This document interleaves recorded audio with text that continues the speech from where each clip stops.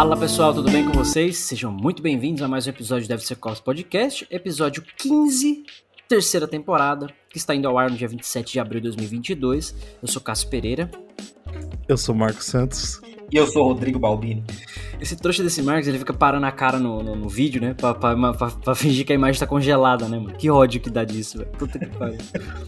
Pra você que tá acompanhando a gente nas plataformas de áudio, dá uma olhadinha, dá uma espiadinha no YouTube pra você ver essa cara de tolo dele que ele faz. Dá pra ver na plataforma de áudio? O vídeo? Não sei. talvez agora sim, o Elon Musk comprou o Twitter, talvez agora dê pra fazer alguma coisa assim. Não tem nada a ver com nada, mas enfim. Quero nem brincar com isso, que eu não sei escrever 44 bilhões. Antes de falarmos dos episódios que virão a seguir, na verdade, deixa eu dar um recadinho aqui sobre o DevSecOps Podcast, em geral, tem o apoio das Checkmarks da Nova 8, que são especializadas em segurança de sistemas e código seguro. O link da Nova 8, como sempre, é a distribuidora da Checkmarks no Brasil exclusiva. Só a Nova 8 vende Checkmarks no Brasil.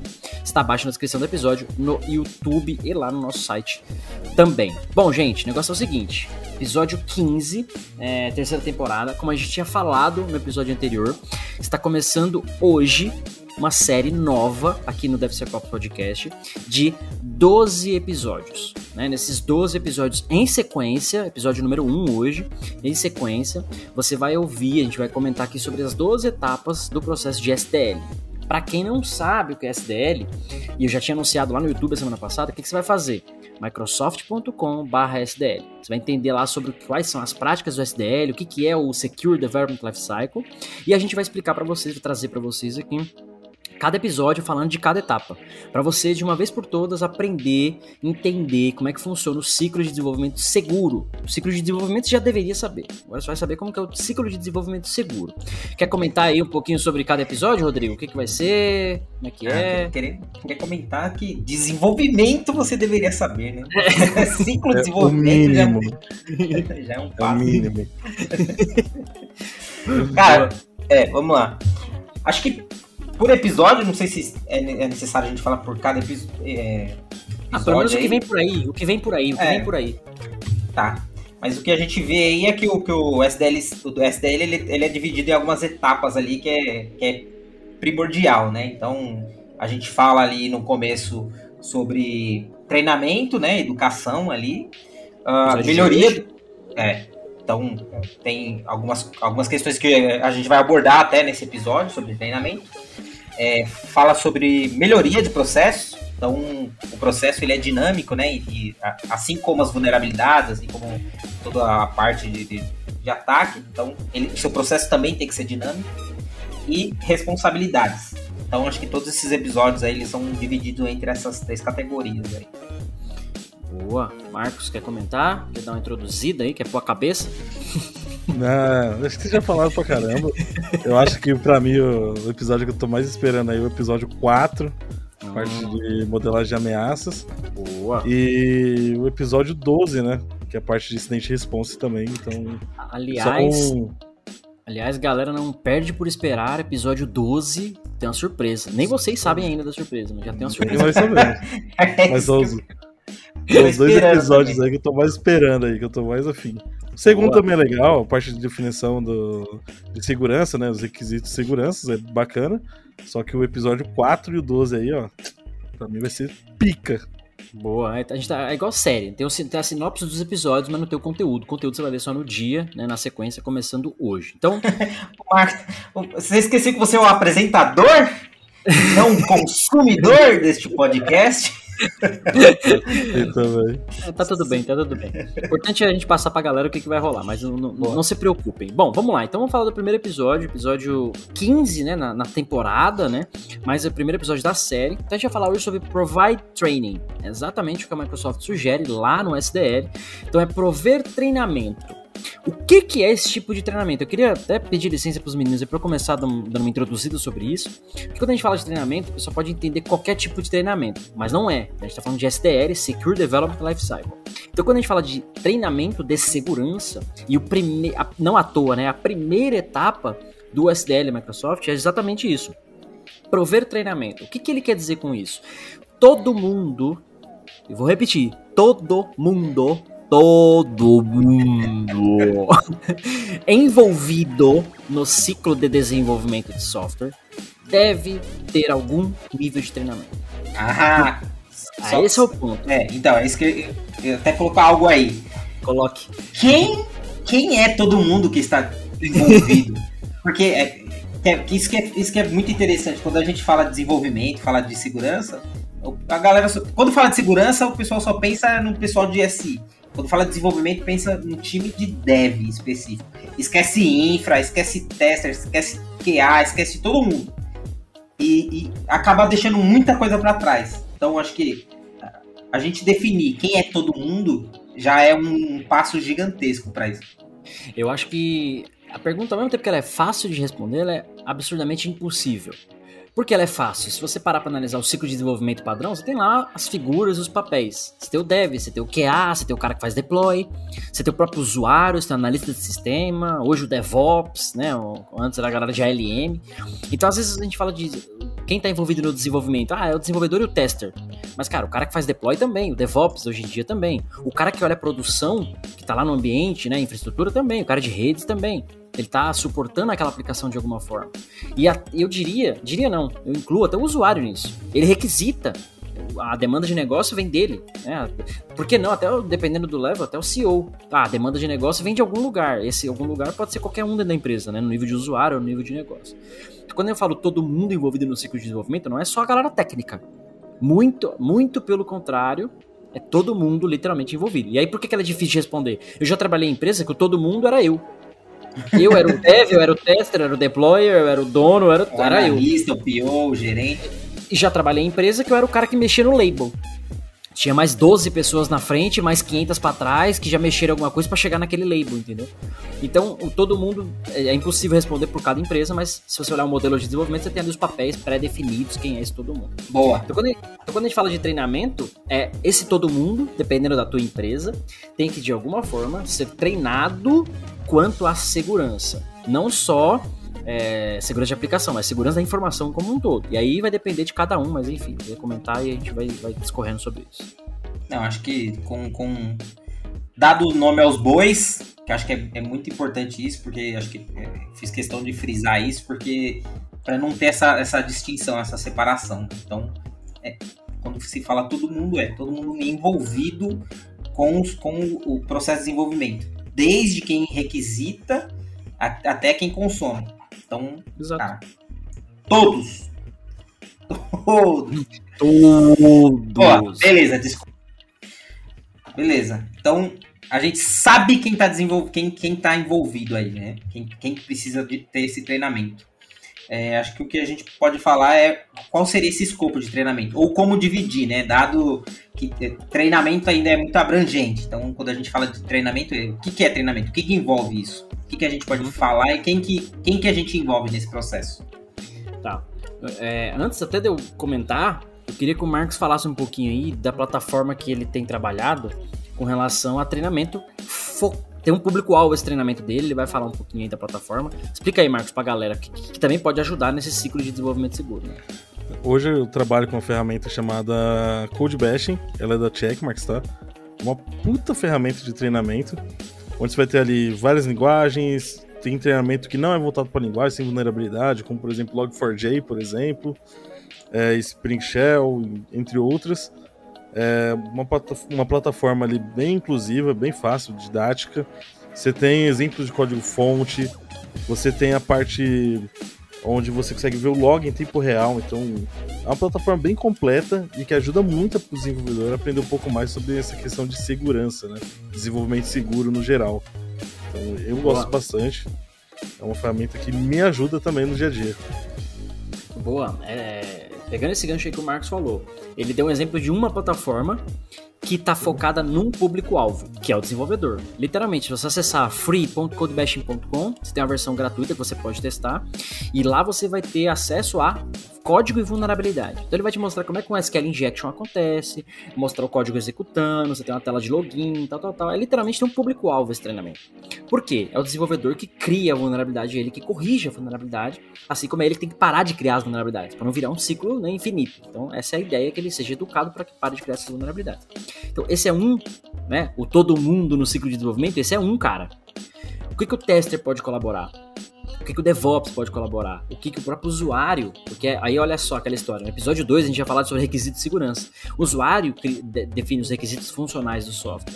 Então, se ele já souber sobre segurança, ele vai trazer um requisito mais formatado para que ele tenha segurança.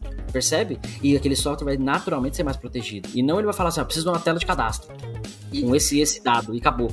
E olha que interessante que é essa estrutura de SDL, né? Ela configurada e com essa ordem até, né? A ordem é necessária. Você falou do usuário vir com o requisito e já pensando em segurança. Por isso que ele já tem que ter, em primeiro lugar, o treinamento. Ele já tem que pensar naquilo, ele já tem que saber que o que ele está fazendo pode causar um problema ainda. Que é um risco. Exato. Então é importante esse ponto do primeiro identificar quem é o pessoal envolvido no seu ciclo de desenvolvimento, né? Quem participa daquele software, desde a concepção até a entrega, até a monitoramento, até a descontinuação dele. Porque aí você vai definir, beleza, isso já sei a minha galera, que você falou, que treinamento eu vou dar? Você não vai dar o mesmo treinamento para corrigir vulnerabilidade que você faz para o desenvolvedor, como o Marcos trouxe agora, para o usuário. Ou para o cara que está em produção, monitorando a aplicação, não faz sentido. Então você tem um cara que vai olhar para audit log. Então, o que ele tem que olhar do ponto de vista de ameaças? O que o outro cara tem que olhar do ponto de vista de proteção? O que o dev tem que olhar do ponto de vista de vulnerabilidades, risco? Vai ter uma galera que vai olhar só para risco. Vai ter uma galera que vai olhar só para fraude, por exemplo. Então eu trabalhei um tempo na Serasa e lá a gente tinha treinamentos constantes sobre, por exemplo, lavagem de dinheiro. Corrupção, esse tipo de coisa. Cara, você tem que ter cuidado, você trabalha numa empresa, né, que tem esse tipo de... como é que eu posso falar? Ela é alvo, né, desse tipo de coisa. Então tem que tomar cuidado. Os usuários eram sempre conscientizados acerca dos riscos que aconteciam lá. Então exatamente esse o ponto. Quando a gente fala de SDL, esse treinamento no ciclo de desenvolvimento, quem em cada papel tem que ter um treinamento específico, né? E aí para que esse treinamento seja assim, aquela história, né? O próprio SDL fala isso. Segurança é uma responsabilidade de todo mundo. Eu uso isso como minha frase pessoal, né? Segurança é responsabilidade de todos. Porque é exatamente isso. O desenvolvedor é o cara que cria a vulnerabilidade. Mas quem é o cara que detecta? Quem é o cara que evita? Quem é o cara que corrige? Né? E todo mundo envolvido nisso tem um público-alvo para cada coisa. Esse é o ponto. Eu queria perguntar para vocês, o que vocês já viram de exemplos de treinamentos que vocês já tiveram, algumas coisas na empresa que vocês passaram, alguma coisa assim?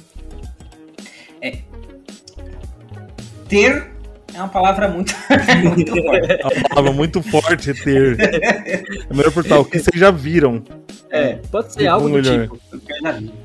Cara, algo que eu achei bem interessante mesmo foi, até voltado para desenvolvimento, né? Até que minha vida foi 15 anos aí na área de desenvolvimento.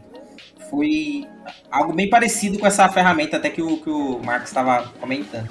Que era você fazer gamification para poder identificar vulnerabilidades, para você ver de fato acontecendo ou explorar aquela vulnerabilidade. Então, quando você mostra que aquilo é real, né, quando você vê no treinamento, você põe a mão na massa, quando você vê aquilo acontecendo e sua aplicação estando vulnerável por algo que você colocou ali, tipo, sem pensar ou por, sei lá. Falta de conhecimento mesmo. Ignorância, da forma mais simples possível. Então, era um treinamento assim, eu achei fantástico quando eu vi aquilo. Caramba, mano, é uma coisa simples que entra na sua cabeça e acabou, mano. Você nunca mais vai pensar diferente.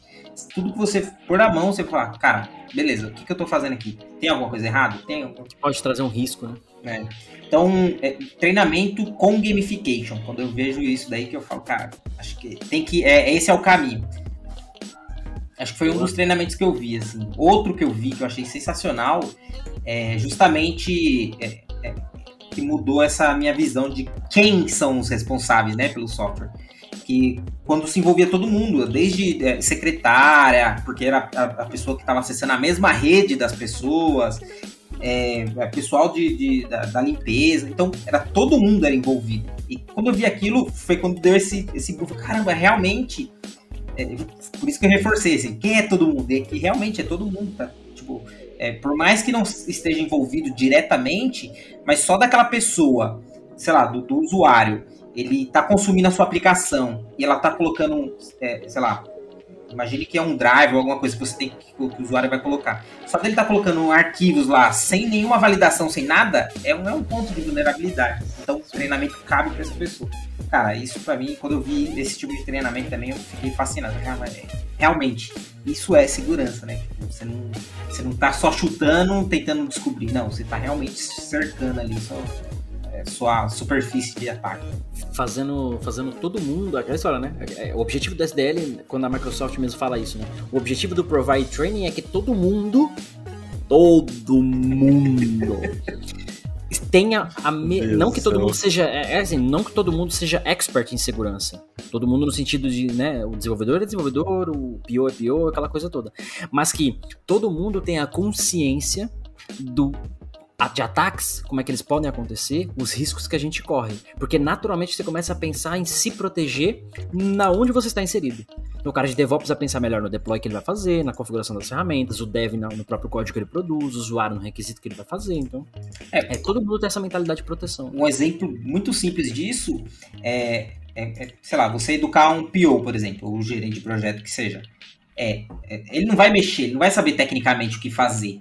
Mas só dele entender que aquele passo é importante, que ele tem que passar, que ele não tem que dar bypass, já é suficiente para você melhorar a sua segurança, né? Então, por isso da importância desse treinamento. Até para evitar, às vezes, conflito interno, né? Eu já cansei de trabalhar em empresa que o pessoal, nossa, mas por que a internet é bloqueada? Por que eu não posso entrar em tal site? Por que tem firewall? Por que eu tenho que configurar o usuário, trocar minha senha cada 30 dias? Por quê? E, cara, tudo isso são medidas de proteção, né? Politicamente definida na sua empresa, de acordo com os riscos envolvidos, enfim, mas essa série de coisas existe porque alguém falou, opa, cara, a gente é uma empresa, já teve fraude, então não dá pra deixar a senha aqui, o cara nunca troca a senha.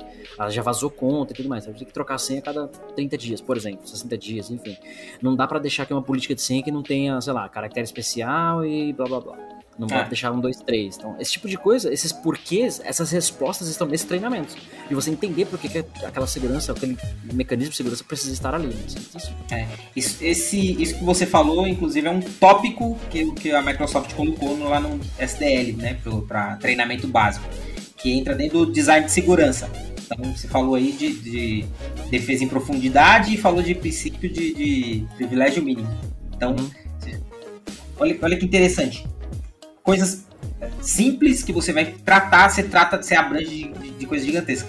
Inclusive, a gente passou alguns 3, 4 episódios aí falando de um tópico desse. Acho que foi o menor privilégio possível. Acho que ficou muito tempo falando disso.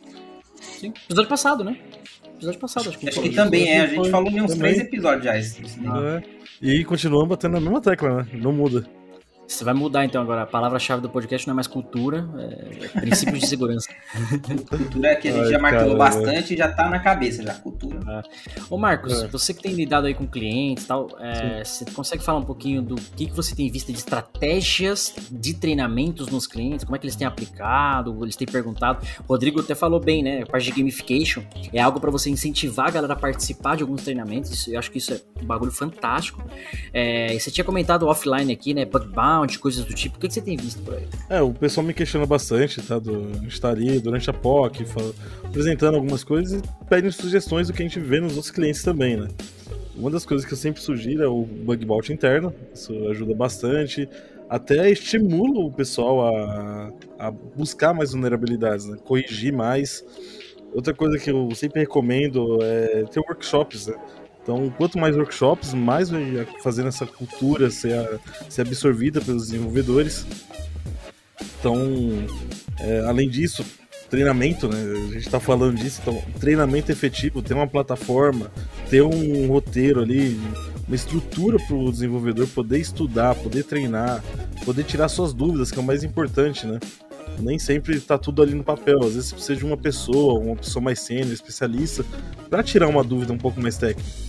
Então a gente recomenda ter esse tipo de trabalho ali com o desenvolvedor para ir aculturando ele com essa coisa de melhoria contínua, né? O SDLC tá sempre melhorando. Inclusive o dev, ele é o alvo de muitas desses treinamentos, muitas dessas coisas, porque ele é o cara que tá no miolo do software, ele é o que cria o código. Sim. Mas muitas vezes não é especificado por ele, não foi especificado por ele, ele não vai testar, não é ele que aplica em produção. Então tem aquela história de todo mundo envolvido no ciclo, porque, cara, não é culpa não é do dev.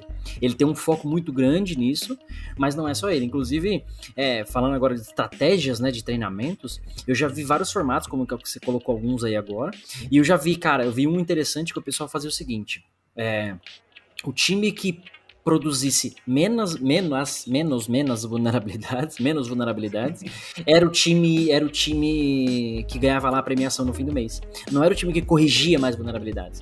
Porque eu já trabalhei, acredite ou não, né? Eu trabalhei em empresa que a galera criava vulnerabilidade pra poder corrigir. Deus do céu, aí você pensa assim, pô, beleza, então é só falar, o cara não pode corrigir a vulnerabilidade do projeto dele mesmo, tem que corrigir do outro. Aí os caras combinavam os dev, um time criava pro outro corrigir e assim por diante, cada mês um ganhava um bagulho diferente. Enfim, é a burlação do burlar, o próprio burlado na burlação automática. Corrupção! Então, inclusive, existe dentro do treinamento algum tópico relacionado à ética? Porque isso daí cai como ética, né? Então, o exemplo que eu falei da Serasa, quando eu trabalhei na Serasa, nesses treinamentos de lavagem de dinheiro, não sei o que, muitos tinham um tópico lá, ética. O que é ética? Aí tinha questões ambientais, né? Por que se preocupar com o ambiente, de papel, imprimir? Então você tem de tudo, mas você tinha essa questão ética. Né? Porque, cara, por que você não pode aceitar um presente de um fornecedor, por exemplo, mais de R$500? Porque pode caracterizar um favorecimento, coisas do tipo. Então, literalmente são treinamentos que vai te ajudando a conscientizar, a entender de algumas coisas. E aí, voltando às estratégias, você tem lá, por exemplo, você tinha alguns treinamentos obrigatórios, então por lei, aquela questão do RH, a política da empresa, era obrigatório todo mundo fazer. Então tinha uma plataforma online, você recebia um e-mail, acessava essa plataforma e fazia os treinamentos. Aqui onde eu trabalho hoje é a mesma coisa. Você tem lá os mandatory trainings, você tem que fazer, desde que você entrou na empresa você tem que fazer. Então, um certo período, você recebe e-mail lá, lembrete, vai lá e faz. E aí é PowerPoint, videoaula, aquela coisa toda. E aí é aquela história da plataforma EAD, interna, aquela coisa toda, ou externa, enfim.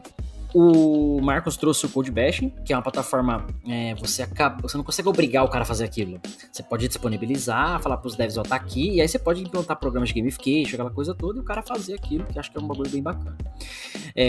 Mas você também tem as formas mais físicas, que o Marcos também comentou, e eu fazia na CVC, quando a gente trabalhou lá, que era um workshop mensal.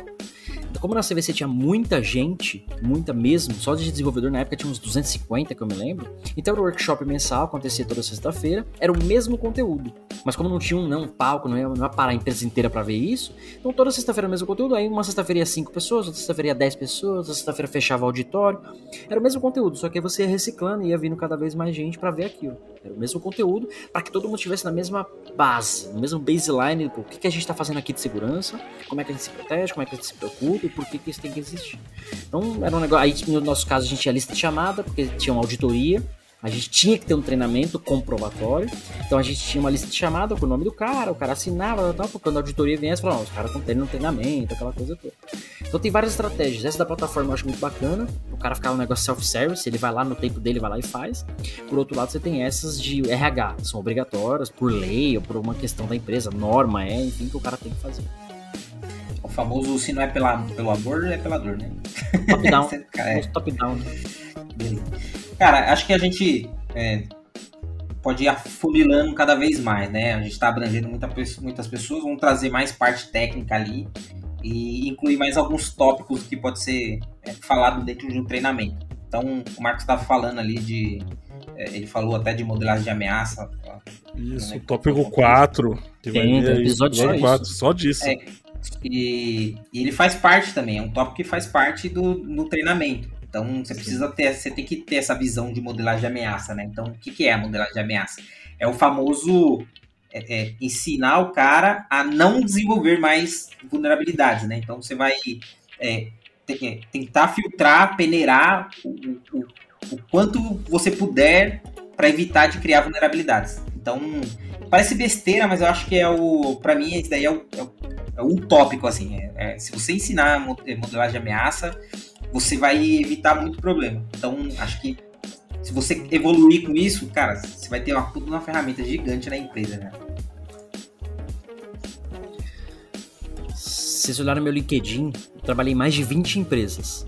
Chuta quantas eu vi Threat Modeling aplicado lindamente? 3. Marcos. Uma. Olha. Pergunta, qual? Qual delas? A que tô aqui hoje, fora do Brasil. Recente, é a última que eu tô agora. Aqui tem um processo de qualquer feature. Vou mexer num label, tem que refazer. Tem uma modelagem ameaça feita já para aquilo, que já é uma aplicação existente, tem que revisar. Aplicação nova, faz do zero a modelagem ameaça. Simplesmente tem que ter. E é o que você colocou, a modelagem ameaça, ela te ajuda, ela não vai te ajudar a eliminar a ameaça, você não elimina a ameaça. Mas a analogia que eu gosto de fazer com relação a isso é o seguinte: imagina que nós vamos pra guerra, somos soldados e vamos pra guerra. Quais são nossas ameaças? Tomar um tiro, tomar uma facada, virar um refém, são várias ameaças. E aí é você se preparar melhor para evitar que elas aconteçam, ou, se acontecerem, o impacto não ser tão grande. Vou pra guerra, bota o capacete, bota colete, vai com munição extra, bota bota certa, roupa certa, faz um treinamento de corrida, de sprint pra você correr dos tiros, sei lá. Mas você vai se preparar para todas as ameaças que você vai enfrentar. Você não vai conseguir eliminar as ameaças, mas você consegue colocar as suas devidas proteções. Então, esse é o ponto da modelagem de ameaça. Você sabe os seus problemas, as suas ameaças de fato, e você se protege com relação àquilo o máximo possível, de acordo com o teu negócio, de acordo com o teu risco. Lindo. Pra mim é o tópico. Deveria ser top 1 isso. Dentro do ciclo de desenvolvimento. Inclusive ia dar um spoiler aqui de ferramenta, mas não vou dar não. Vou deixar pro Não, deixa pro episódio 4. Não, mas uma das coisas que eu ia falar dessa parte de modelagem de ameaças é que, cara, sem isso você não deveria nem começar a desenvolver a aplicação. Igual o Rodrigo falou, é o step 1. Se você não fez a modelagem, já veta ali. Já dá o threshold. Não fez modelagem? Volta, refaz. É isso, não tem como você começar algo sem fazer a modelagem. Sabe o que eu tô vendo bastante acontecer agora? As empresas, elas meio que são divididas assim, né? Entre aplicações legadas e projetos novos. Então, em projetos novos você vê acontecer bastante ainda. Os caras têm metodologia, têm uma direção, eles têm um design, né, para essa modelagem de ameaça, tudo bonitinho. Só que acho que qual que é o percentual de projetos novos para legados, né, de uma empresa? Então, legado é muito mais difícil fazer essa implantação. Até porque já está rolando, até porque já tem vulnerabilidades, já tem o time, ele tem um ritmo. Então, para você adicionar a segurança ali, colocar um passo, você meio que está mudando o andamento do negócio, né? Ele implica diretamente no negócio. Mas você vê que as empresas estão preocupadas, elas sabem fazer, elas estão querendo fazer, mas ainda é um passinho, né? Sabem fazer, mas o ideal, eu faço em uma aplicação aqui e as outras 359 não tem. Inclusive, pra falar bem eu cito o nome, pra falar mal eu não falo os nomes, né? Mas tem uma empresa aí que eu trabalhei que era exatamente isso. Todo projeto novo, tinha scan de vulnerabilidade, tudo bonitinho. E aí tinha 300 microserviços, todo dia tinha um projeto novo lá naquela porra. Porém, só tinha um legado, mas era só o RP da empresa. A empresa inteira rodava em cima do legado. Então, podia falar, 99% tá seguro. Eu olhando pra esse 99% é projeto novo, mas o legado é o que controla tudo, velho. Então não adianta, né? Perdeu o core do negócio. Então não adiantava. Mas você tava falando dos tópicos, né, que podem ser... A gente falou recapitulando, a gente falou de quem tem que ser treinado, por quê, quem são essas pessoas envolvidas, né? A estratégia de treinamento, aí falamos de workshop, ferramenta, plataforma, RH, enfim. E aí a gente começou a falar de tópicos. Aí você falou threat model, você falou de design de segurança, privacy by design é uma questão que está sendo levantada aí em questão. E aí você tinha falado de ética, e um ponto também muito importante a ser considerado é normas e leis. Porque tem uma coisa você fala assim, beleza, eu não quero fazer segurança na minha empresa. Foda-se, deixa o hacker atacar, não tô nem aí. Outra coisa você tem leis e normas que você tem que seguir. Exemplo nosso que a gente trabalhou na CVC, a CVC tinha regulada pela ANAC, Agência Nacional de Aviação, blá blá. Algumas coisas lá tinha que cumprir de acordo com a ANAC. Não que era regulada, né? Mas tinha algumas coisas lá que era a norma da ANAC e tem que seguir. Trabalhando em Banco Central determinou, tem que ter. Não é, não vou fazer, não quero. Você tem que fazer. E aí, pra quem não lembra, existem duas coisas no Brasil, uma delas chamada Marco Civil da Internet, um pouquinho velha aí já, o pessoal deve ter ouvido falar, alguém deve ter ouvido falar, e uma tal de LGPD aí, que são coisas que você tem que fazer, é lei. Então, assim, treinamentos com relação a isso, cara, o que no meu negócio eu tenho que me preocupar com relação ao Marco Civil, por exemplo, guardar o log. Dependendo da empresa, tem que guardar o log por 6 meses ou 1 ano. E qual empresa você é? Você sabe disso? Os seus desenvolvedores, né, a galera de infra, sabe que esse log tem que estar guardado por 1 ano, por 6 meses? Para toda aplicação, é só para algumas. Então, até esse tipo de treinamento, né, de auditoria, isso tem que ser levado em consideração. Então, quando a gente fala de tópicos, não é só codificação segura, para de criar SQL injection, ou, né, por que tem que ter Fire, por que não tem? Mas, cara, é tudo sobre segurança e o que abrange no sentido de desenvolvimento do teu software, né? Obviamente, tudo que tá em volta disso também, a própria infraestrutura, esse tipo de coisa. Cara, é fascinante, cara. É interessante você falar isso, porque... É muita coisa, mano. Na lei, por exemplo, né, tipo, criminalista hoje do país, você não pode falar que não cometeu um crime por não saber dele, né? Não sabia que não podia matar. Nunca li a lei. Tá lá, inclusive você tem acesso gratuito, né? Você pode pegar com seu CPF, você ganha lá o livro com todas as leis e tal. Mas com a empresa, você também não pode chegar lá e falar, não sabia que eu não podia. Cara, tá lá, mano. LGPD, cadê os dados do seu usuário? Como você tá armazenando? Isso daí já vira requisito, né? Então, acho que já entra matéria pro próximo episódio até, mas é o tipo de coisa que não é você que tá definindo, não é a área de segurança, o compliance ali, né? Você tem que ter. E aí, acabou. Boa. Isso. Eu lembro do banco que eu trabalhei, era muito forte isso, porque eu lembro da época da CPMF, eu tava trabalhando num banco. E aí os caras falaram, não vai ter mais CPMF, né? Acho que era X% lá da transação e tal. Mano, mas foi um parto pra mexer, porque tinha que virar no dia X lá, né? Ia entrar em produção no dia X, tal. Então foi um Deus nos acuda pra mexer em sistema, um monte de código chumbado, nego comentando o código. Mano, assim, um absurdo, mas era norma, o negócio tem que valer. Se você não valesse no dia, não estivesse valendo, né, pro teu banco ali naquele dia, você pagava multa do Banco Central, multas absurdas e tal. Então tem uma série de questões, assim, que às vezes o desenvolvedor não sabe. Ele tá ali criando um código, uma aplicação, ele não sabe. E deveria ser um requisito que o usuário deveria ter passado, ou o negócio, né? Olha só onde vai o negócio. Aí o tester deveria ter pego. Pô, mas será que tá limpando o log aqui, ou tá guardando o log e tal? Então você vê como, quando eu falo, desde que eu abri o canal no YouTube, eu falo isso. Todo mundo envolvido no ciclo de desenvolvimento de software tem que aprender sobre Application Security. Não é só o dev. Ele é o cara que cria vulnerabilidade porque ele tá criando o código. Mas todo mundo envolvido nisso tem que conhecer, cara. Não tem como escapar disso. É simples assim. Sabe uma coisa que eu lembrei? Acho que foi exatamente no episódio passado. A gente falou sobre o diferencial lá, né? Você se sentir dono do negócio, né? Você se sentir responsável por aquilo, a responsabilidade.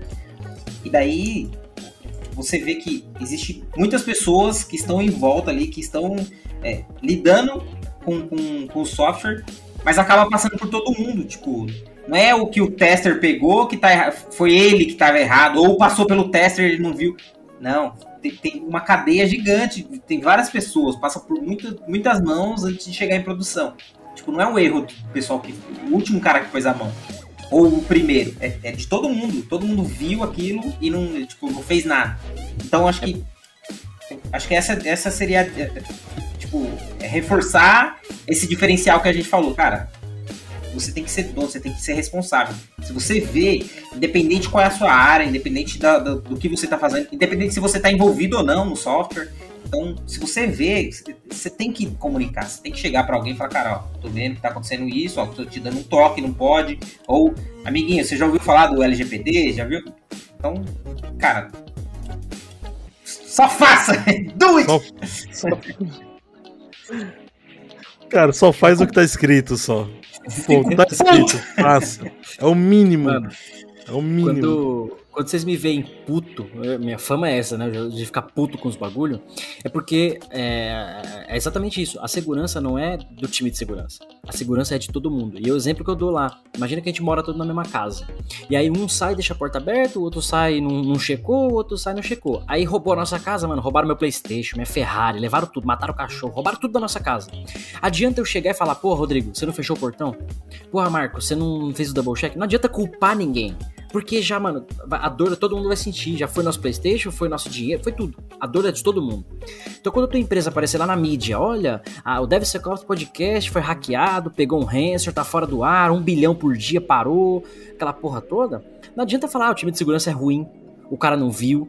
Às vezes a culpa foi lá do usuário que fez bosta, a culpa foi de alguém nesse meio. Mas a cadeia é tão grande que por isso que eu fico puto, porque, mano, alguém deveria ter pego isso. E o nome do podcast, né? DevSecOps. Automatiza essa porra. Porque alguém vai falhar. E o fato da cadeia ser grande permite que o ser humano erre. Alguém vai falhar nesse processo. Automatize o máximo que você puder para que isso seja mais escalável, mais controlado. E você consiga, de fato, entregar um produto digital seguro. E para quem acha assim, o Cássio fala de software e tal, o cara às vezes pensa, o software é só o site que eu compro minha comida lá, o aplicativo que eu peço minha comida, não sei o quê. Mano, software é tudo. Tudo é controlado por software.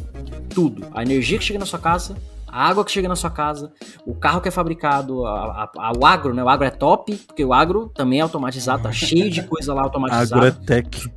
Com software, exatamente, com o software rodando, mano. Então, assim, software é tudo. Quando a gente fala de segurança de software, é em tudo. Não é no seu e-commerce que vende vibrador, que eu tô ligado que você gosta, mas, ou enfim, né? Foda-se que você gosta ou não gosta, mas não é só porque um e-commerce tá fora do ar, ou aquele e-commerce tem um problema, mas de fato, assim, cara, tem software que afeta a vida das pessoas, afeta a sociedade como um todo, um país, uma nação. Então é esse nível de preocupação que a gente tem que ter. Então quando eu fico puto, é que você ficou puto agora, indignado, porque, mano, não é só o dev, não adianta a gente culpar o dev é só um pedaço disso. É muita gente envolvida, então todo mundo tem que ter o seu papel de responsabilidade. E aí, voltando pro tema do episódio central, né? Prover treinamentos enquanto corporação e organização é para que todos tenham essa consciência, para não cair no que o Marcos falou, né? Eu não sabia da lei. Eu não sabia que existe hacker. Pô, você não sabia que existe hacker? Você não sabia que... Você não precisa ser expert tecnicamente, mas você saber das ameaças que a empresa tem e você estando envolvido no ciclo de desenvolvimento, você tem um conhecimento mínimo ali para entender como você deve se proteger, né? Ou se preocupar com isso. Uma das coisas também, Cássio, que eu gosto de falar com os clientes é porque, beleza, você tá dando um puta treinamento de cultura, mas e o treinamento da solução que o cara tá usando? Se o cara configura errado ali, a cagada vai ser até maior. Então, outra coisa que eu falo, se preocupe com o treinamento da solução. Você está adquirindo uma solução, você está implantando uma solução, o treinamento da solução é importante, cara. Pelo menos ali pro Security Champions, o time que vai fazer a implantação de fato e cuidar. Porque assim, não adianta nada você dar a pessoa participou ali, é um key user, sai daqui 2 meses da empresa e aí, com quem fica o conhecimento? Inclusive, isso é uma discussão filosófica, porque a própria codificação, né? Boas práticas de codificação, aí a gente trabalha com desenvolvimento e a gente sabe. Cara, código é bunda, cada um tem a sua, cada um tem a sua lógica. Então você bota lá try catch, no catch você bota o try de novo, chama a mesma função, tô tratando erro. Não tá, né? Tá fazendo merda. Então, assim, até as boas práticas de codificação tem que ser constante, é um bagulho constante. Essa parte de treinamento não é um processo que você... beleza, fiz a primeira etapa, vou pra próxima. Não é. O SDL, quando a gente fala que é constante, tudo isso aqui é constante. E o treinamento é o principal deles. Porque constantemente o seu desenvolvedor tem que estar atualizado com o framework que você usa, olhando para as vulnerabilidades em bibliotecas de terceiro. Recentemente o Spring Framework aí também, né, soltou aí uma bomba que tá todo mundo se fudendo. Então, assim, é constante essa parada. Constantemente. Até porque o hacker, ele estuda e ele modifica. Constantemente. Você vai lá e desenvolve alguma metodologia para evitar o ataque, ele desenvolve uma outra. Zero day, cara, sempre tem alguma coisa diferente. Uma outra analogia também que eu sempre faço com relação a essa validação como um todo é todo mundo já deve ter visto aquele vídeo do carro com um boneco dentro, né? E o carro estourando na parede, né? Pra medir o impacto, a segurança, tal. Cara, pra chegar ali, já foi envolvido o cara de design, o cara da segurança, o cara do carro ali, o mecânico, mano, a porra toda. Os engenheiros e tal, pra diminuir o impacto, pra manter o cara... Porque o objetivo acidentes podem acontecer, você não vai evitar que os carros parem de bater. Vai acontecer. Mas aí, como é que você reduz o risco de vida do cara que tá lá dentro? Então, todo esse estudo pro carro ser lançado no mercado 5, 6 anos depois. Talvez esse tempo tenha sido reduzido. Então, quando esse carro chega no mercado, cara, ele já foi testado, validado, mas há muito tempo antes. Por várias pessoas diferentes, vários ciclos diferentes, vários processos de qualidade diferentes. É tanto que, quando tem um recal de algum carro, alguma montadora, é um bagulho absurdo, mano. Puta, tem um parafuso, eu não sei de onde ele que tá fudido, meu. Traz o carro aqui pra precisa arrumar. Porque é um bagulho muito sério isso. Software é o mais sério ainda. Também lidar com vidas, né? Sociedade e tal. Mas ninguém se preocupa. Cara, imagina um Tesla tá configurado errado. Então, que aliado meu software tá cagado aqui. Beleza. Daqui um mês a gente sobe o patch. Importante é vender. Importante é estar no ar. Sobe aí. O exemplo imbecil que aconteceu recentemente foi os dados lá do SUS. Os caras deixaram lá a tabela aberta no banco, os caras foram lá, SQL Injection. O mais básico, cara. É o mais ridículo que existe, mano. Tá no ASP Top 10 aí, desde que o ASP Top 10 existe. Mano, os molequinhos tá aprendendo, velho. Eles vão lá. Mano, não foi hacker que pegou aquela porra. Alguém falou, mano, deixa eu ver aqui o que dá pra fazer aqui. Aí, primeiro item, aí, SQL Injection. Beleza. Aí, ué, consegui. Funcionou. E daí. O professor no curso foi isso. Olha que absurdo. É a porra do controle de vacina da pandemia. É só isso. Só o controle da pandemia. Acabou, mano. Tipo, olha que absurdo, velho. Uma coisa simples, mano. Então, realmente é lidar com vidas. E aí, quando você chega nesse nível de governo, você fica mais puto ainda, né? Que era um bagulho que não era pra dar erro, né? Ou, sei lá. É difícil, mano. É um bagulho filosófico, porque acaba, no fundo, a primeira etapa do SDL que a gente tá falando hoje, né? Provide Training, é exatamente treinamento pras pessoas. As pessoas vão ser sempre o ponto falho, a gente cansa de discutir isso em segurança. Por isso que esses treinamentos, vários deles são constantes. Ética, ambiental, política, normas. Por exemplo, você trabalha numa empresa que, cara, será que tem alguma norma aqui? Será que a gente tem que seguir alguma norma? Será que eu não tô fazendo alguma coisa aqui que eu não tô fora de uma norma, por exemplo, posso causar um problema para a empresa, ou para os meus usuários, ou para os próprios funcionários, ou para mim mesmo trabalhando aqui? Então, assim, às vezes a galera põe um pouquinho a mão na consciência e fala, cara, deixa eu ver o que eu posso estar melhorando no meu dia a dia. Se eu faço um código, se eu faço uma apresentação, se eu tô compartilhando no OneDrive um bagulho que expondo na internet, igual algumas empresas que tá aí no meu LinkedIn, que nego criava bucket na Amazon, bucket S3 na Amazon pra colocar documento de RH e deixava o bucket público com planilha de salário. Eu falo, mano, pode chorar, velho. Você não pode não, cara. E assim, mesma empresa que a gente gastou, tipo, 500 mil reais pra colocar firewall de borda, por exemplo. 5, 6 firewall. E o nego criando bucket pra planilha. Você falou de ler norma, me veio uma lembrança horrível. Meu primeiro estágio na área de TI, primeiro trampo. Cheguei, aí cadê a máquina? Não tem máquina. Beleza, já pedimos, vai chegar. Enquanto não chega, toma um livrinho pra você ler e vai se inteirando aí. Era o livro da ISO, assim, ó, dessa grossura, mano. Primeiro trampo de estágio. Comi 3 livros da ISO, mano. Aff, Maria. Próximo episódio, então, você vai ver com o Rodrigo Balbino, ISO 27002, cada capítulo, 80 horas de episódio. Cara, vamos caminhar pro final, que eu acho que o papo tá bom pra caramba, mas acho que tem um tema legal pra gente falar, que é a parte de teste de segurança, né? Acho que pra finalizar aí, fala a parte de testes, né? Não adianta ter o treinamento se você não tiver o testezinho ali, né? A gente vai ter um episódio, deixa eu lembrar, 4, 5, 6, 7, 8, 9, 10, 11 até. 8, 9, 10, 11. A gente fala de tipos de testes segregados, né? Mas assim, quando chegar lá, os caras perguntam, mas por que tem isso na minha pipeline? Por que tem isso na minha esteira? O treinamento vai te explicar, meu querido. Por que você tem que fazer isso? Por que tem que testar aquilo? Por que aquilo outro? É simples assim. E é interessante, existe por uma razão, né? Não é uma burocracia, tem uma razão. Por que tem que fazer isso? Tem uma razãozinha. É aquela história muita gente acha que o time de segurança é chato. Ah, a pessoa é chata. Cara, não é. Às vezes a galera nem quer fazer aquilo, mas você tem que fazer aquilo.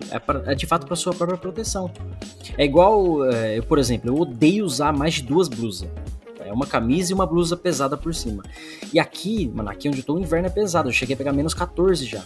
Então é uma camisa, já uma blusa pesada, um moletom, e aí por cima a blusona do inverno. Já é 3. Mano, eu sou muito calorento, eu não gosto literalmente. Só que no inverno aqui pesado, eu preciso. Então se eu não fizer isso, eu vou ter gripe, vou passar frio e tal. Então às vezes não é o que você quer fazer, o que você gosta, o seu conforto. É um bagulho, mano, tem que fazer pra sua própria proteção. Então quando a gente fala desses treinamentos, é pra explicar pra galera do porquê de algumas coisas, né? Todo mundo entender.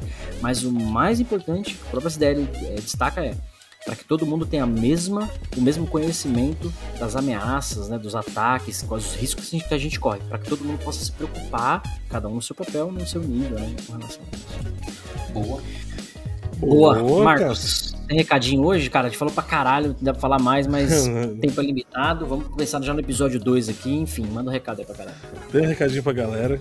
Quem estiver escutando a gente nas plataformas de áudio, por favor, eu tô pedindo, implorando, clica no botão seguir, compartilha aí com o pessoal, vamos disseminar aí. A gente tá estamos nos episódios de SDLC. A gente tá vendo os 12 itens aí da Microsoft, então vai ser muito top, acho que é válido aí pra passar pra galera. Quem estiver vendo no YouTube, deixar o like, compartilhar, deixar o comentáriozinho, isso ajuda muito aí na divulgação do canal e a gente aparecer ali nos em alta, quem sabe, né? Possibilidade. Boa. Facebook também, o link tá lá no YouTube, se você puder acessar o Facebook pra quem gosta. Temos o Discord também tá na descrição do YouTube. E o canal do Telegram aí do Cássio para ajudar a gente nessa divulgação um pouco mais conectado com vocês, mais próximo. Então segue a gente lá. O pessoal do Discord tem participado, mano. Sempre mandado sugestões ali. Tem um na fila aí pra gravar. Cara, é bem bacana o pessoal. A gente faz isso pra comunidade, né? Então é legal a comunidade participar com a gente mesmo. É importante destacar. Isso aí. Boa. Então, é isso. Treine, seja treinado e proveia treinamento, enfim. Mas não é na academia, não. Também, você tá gordo, mas treinamento, né? É importante. Como diria o grande filósofo, busquem conhecimento. Busquem conhecimento. Bom, então acabou piada, não tem mais piada, né? Não, esses 2 episódios não, por favor. Eu diria que nem cabe essa piada. Hoje foi o episódio mais sério que eu já vi do podcast. Acho que hoje vale encerrar com essa frase aí do Rodrigo, mais conhecido como o grande mestre conhecedor. Ele falou, né? Busquem conhecimento. Apenas busquem conhecimento. Exatamente. Digita isso no Google que você vai saber quem falou essa frase. Um puta filósofo contemporâneo, cara. Vale a pena. Sim, à frente do nosso tempo. Muito à frente, não tenha dúvida. Bom, fechou então. Episódio 15 da 3ª temporada. Primeira parte da nossa série de 12 episódios aqui do SDL. Você ouviu sobre Provide Training. Eu sou Cássio Pereira. Eu sou Marcos Santos. E eu sou Rodrigo Balbino. E a gente se vê na semana que vem. Um beijo. Beijos, pessoal.